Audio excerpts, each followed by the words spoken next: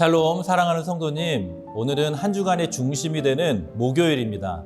바쁘고 분주한 우리의 모든 일상이지만 그 가운데 말씀과 기도로 특별히 큐티를 통하여서 하나님의 말씀을 깊이 묵상함으로 그 모든 삶에서 믿음으로 승리하는 성도님들이 되실 수 있기를 예수님의 이름으로 간절히 축원합니다.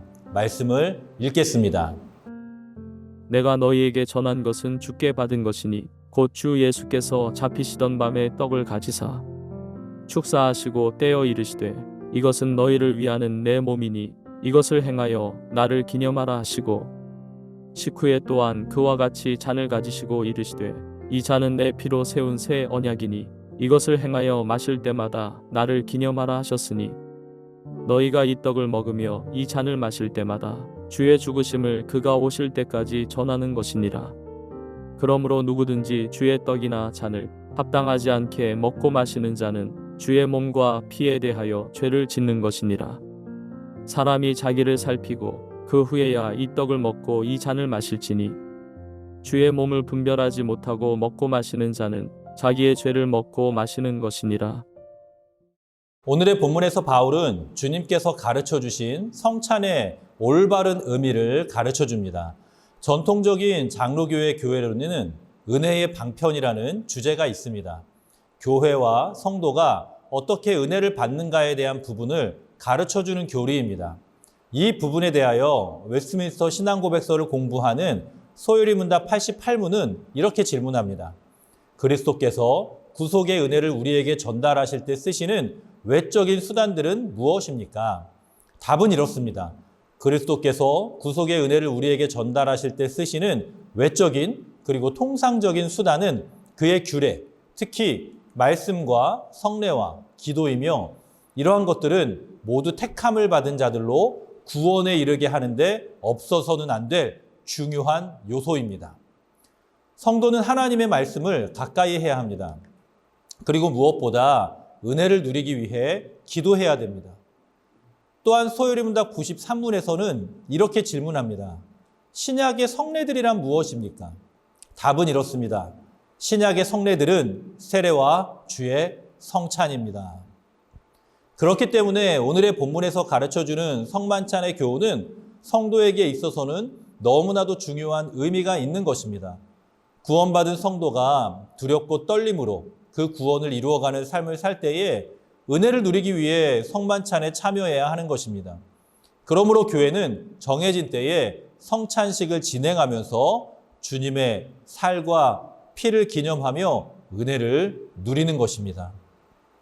바울은 오늘 본문의 23절에서 내가 너희에게 전한 것은 주께 받은 것이니 라고 말씀합니다.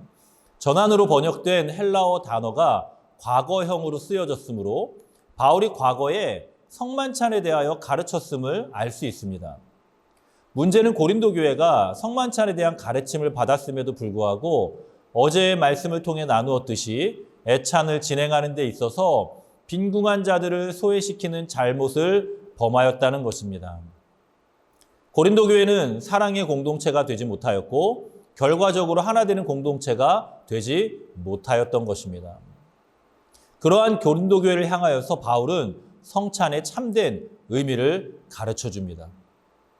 우리가 오늘 말씀을 통하여 얻을 수 있는 교훈 첫 번째는 우리가 성만찬을 통해 그리스도와의 영적인 연합을 경험하게 된다는 것입니다. 오늘 본문은 23절에서 말씀하고 있듯이 주 예수께서 잡히시던 밤에 있었던 일과 주님의 가르침을 근거로 교훈하는 것입니다. 예수님께서 직접 제정하신 성만찬은 공관복음인 마태, 마가, 누가복음에서 기록하고 있습니다. 주님은 그날 밤 십자가에 달려 죽으시기 전날 최후의 만찬 중에 떡을 떼어 제자들에게 나누어 주시면서 이것은 너희를 위하여 주는 내 몸이니 이것을 행하여 나를 기념하라 라고 말씀하셨습니다. 또한 식후에 잔을 나누시면서 이 잔은 내 피로 세운 새 언약이다 라고 말씀하셨습니다. 복음서에는 직접적으로 나의 피, 곧 언약의 피라고 말씀합니다. 우리가 성찬식을 통하여 먹고 마시는 것은 놀랍게도 주님의 살과 피입니다. 로마 카톨릭에서 주장하는 것처럼 우리가 떡과 잔을 먹고 마실 때에 그것이 진짜로 떡과 포도주로 변하는 것은 아니지만 우리는 영적으로 주님의 몸과 피를 먹고 마심으로 주님과의 영적인 연합, 그 은혜를 경험하게 되는 것입니다. 그리고 우리가 얻을 수 있는 교훈은 오늘 본문에서 성만찬을 행할 때마다 예수님을 기념하라고 명령합니다. 우리는 성만찬에 참여할 때마다 나를 위해 십자가에 달려 죽으신 예수님을 기억하며 그분의 죽으심과 부활하심을 기억하며 동참해야 하는 것입니다. 말씀을 통해 얻을 수 있는 두 번째 교훈은 실천적으로 성찬에 참여할 때에는 자기를 살펴야 한다는 것입니다.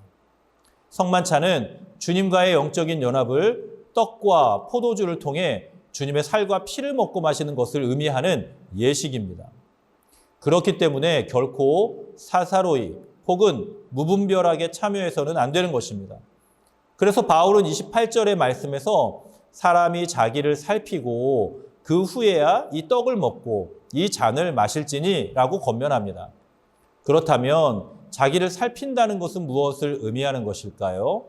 살피고라고 번역된 헬라어 단어는 도키마제토라는 단어인데 이것은 검사하다, 시험하다 라는 뜻의 명령형 단어입니다. 이것을 해석하면 성만찬을 진행할 때에 스스로 그리스도의 은혜에 합당한 자인지를 점검하고 스스로 테스트해보라는 의미입니다. 교회의 절기로 보면 우리는 사순절의 기간을 보내고 있습니다. 그리고 우리 교회는 고난주간을 앞두고 종려주일에 성만찬을 진행합니다. 우리는 매일 매주를 거룩하게 보내야 하지만 특별히 고난주간과 성만찬을 앞두고 우리의 신앙을 점검함으로 우리의 신앙의 그 모든 모습들을 살피고 주의하는 시간을 보내야 하는 것입니다. 사랑하는 성도님, 사실 성도는 매주일 주님의 십자가와 부활하심을 기념하며 예배해야 합니다. 그렇기에 날마다 우리의 믿음과 신앙을 살펴야 하는 것이죠. 나와 함께 하시는 주님과 동행하며 주님을 사랑하는 성도님이 되시기를 간절히 축복합니다. 함께 기도하겠습니다. 살아계신 아버지 하나님, 은혜를 감사합니다. 죄와 허물로 죽었던 나를 구원하시기 위하여 주님의 살과 피를 다 주시고 십자가에 달려 죽으시고 부활하심으로 우리에게 구원을 은혜를 베풀어 주시니 너무나도 감사를 드립니다.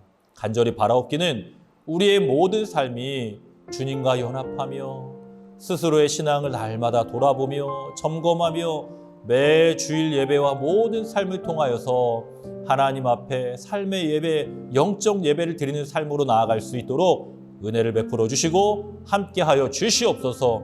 사순절의 기간 중에 우리가 예수 그리스도와 그 십자가를 더 깊이 묵상하게 하여 주시고 하나님이 기뻐하시는 삶을 살게 하여 주옵소서. 예수님의 이름으로 간절히 축복하며 기도드리옵나이다. 아멘.